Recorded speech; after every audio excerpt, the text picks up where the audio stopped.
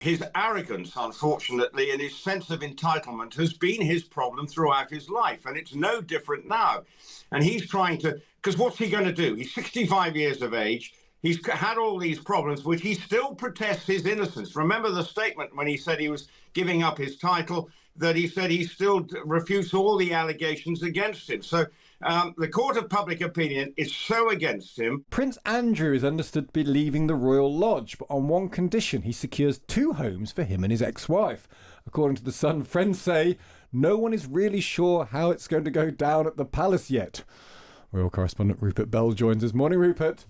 Good morning, Steve. Why in the name of all that is sane and holy should he get 2 houses? The problem that is Sarah Ferguson, that is what he's saying, that she needs to be accommodated because she currently lives with Andrew, although they are a divorced couple, in Royal Lodge, which obviously, I don't know whether she has the west wing or the east wing of the Royal Lodge, which is a 30-room house. But he's saying that, he needs to look after her. Well, putting her into possibly Adelaide Cottage, which is where the Prince and Princess of Wales have been living, but I believe are moving out this week to move into the 8-bedroom Forest Lodge on the Windsor estate. And Andrew is saying, I want to move into Frogmore and I need to house Sarah. But so it's all part of the huge conundrum that is Prince Andrew for the royal family. How do they manage him going forward? And there are talk about investigating his finances with the National Audit Office, and talk of Keir Starmer maybe and the government bringing in an Act of Parliament to get rid of his Duke of York title. There's so many problems for the royal family of Prince Andrew.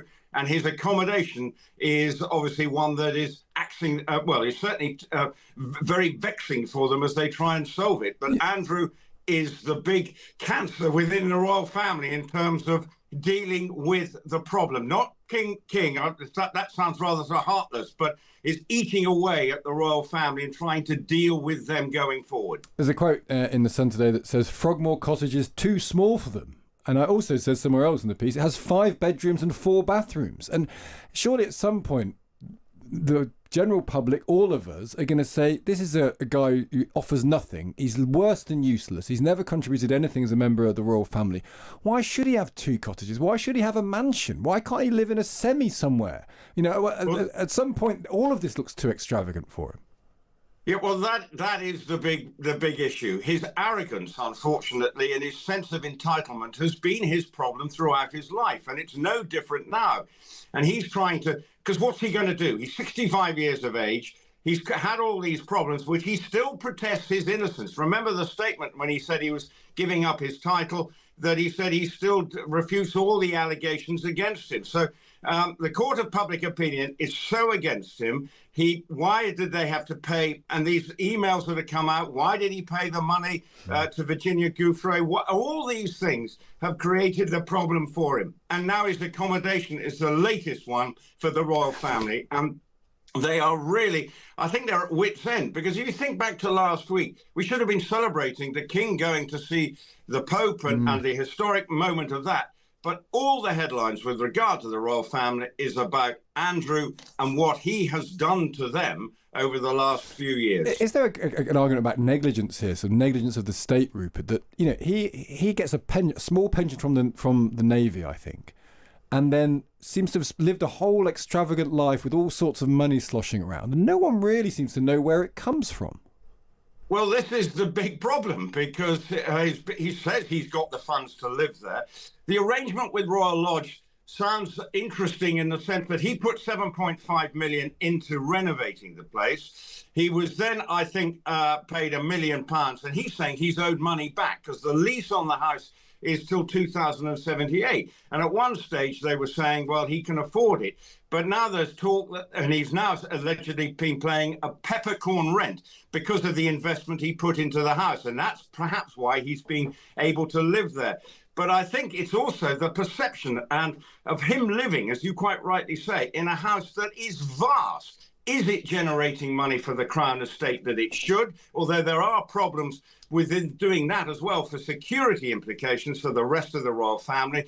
So it is just an issue that doesn't seem to be an easy one to solve. But Prince Andrew would make it easy on everyone if he just maybe accepted the situation and moved on, because then it would certainly help the royal family moving forward, where they are certain they've obviously got to deal with the Harry problem. That always seems to create more issues. So the whole problem for the royal family and for Prince William and the King is, how do they stop having these negative headlines? And Prince Andrew could help them if he just accepted gracefully that his situation is not a good look for the rest of his family.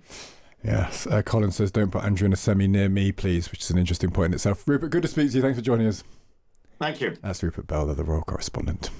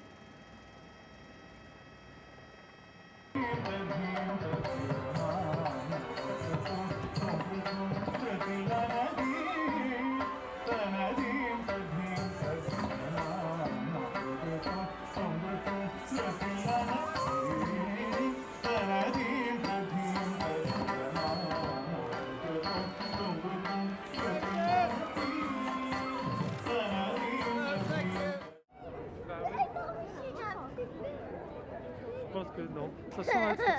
Ah ouais. Et le dieu de la Chine.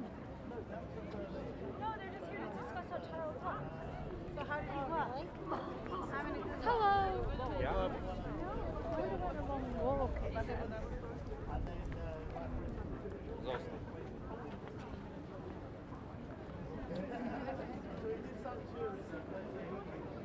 I got a certain point. Steigen uns da, oder? Ja, genau.